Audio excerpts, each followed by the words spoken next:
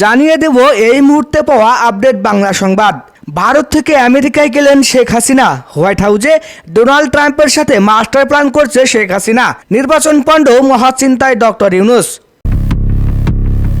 দর্শক, দক্ষিণ এশিয়ার রাজনীতিতে গত কয়েক ঘন্টার সবচেয়ে বড় বিস্ফোরণ। দিল্লি থেকে গোপন ফ্লাইটে ওয়াশিংটন ডিসিতে পৌঁছলেন শেখ হাসিনা। দীর্ঘ নীরবতা ভেঙে এবার হোয়াইট হাউসে সরাসরি ডোনাল্ড ট্রাম্পের মুখোমুখি হয়েছেন তিনি। ট্রাম্পের প্রত্যাবর্তনের পর কি তবে পাল্টে যাচ্ছে বাংলাদেশের ভাগ্যের চাকা? আজ আমরা আলোচনা করব সেই গোপন মাস্টার প্ল্যান নিয়ে, যা ঢাকার মসনদ তোলপাড় করে দিচ্ছে। কেন ডক্টর ইউনূস সরকার আজ মহাচিন্তায়? নির্বাচন কি আসলেই পণ্ড হতে যাচ্ছে? বিস্তারিত জানতে ভিডিওটির শেষ পর্যন্ত দেখুন।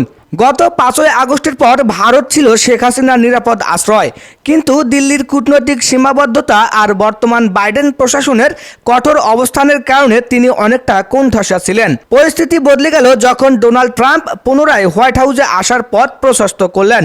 ভারতে বসে রাজনীতি করা যতটা কঠিন ছিল, ট্রাম্পের বন্ধুত্বের হাত ধরে আমেরিকায় বসে লবিং করা শেখ হাসিনার জন্য এখন অনেক সহজ। সূত্র বলছে এই যাত্রার পেছনে ভারতেরও একটি বড় সম্মতি রয়েছে, কারণ ট্রাম্পের সাথে ভারতের সম্পর্ক বরাবরই চমৎকার ছিল।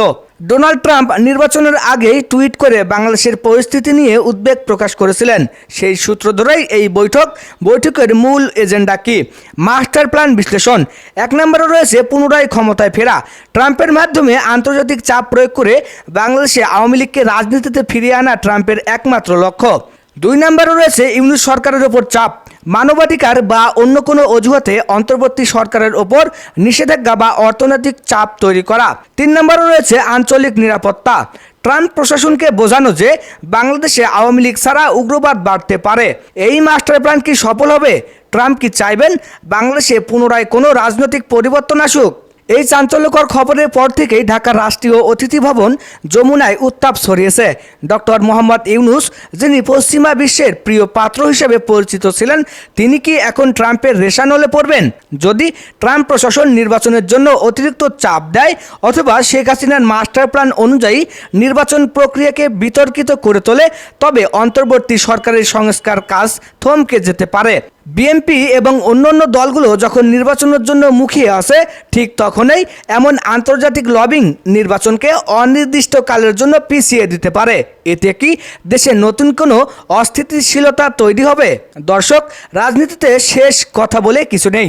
শেখ হাসিনার আমেরিকা যাত্রা এবং ট্রাম্পের সাথে বৈঠক যদি সফল হয়, তবে বাংলাদেশের আগামী কয়েক মাস হবে অত্যন্ত উত্তেজনাকর।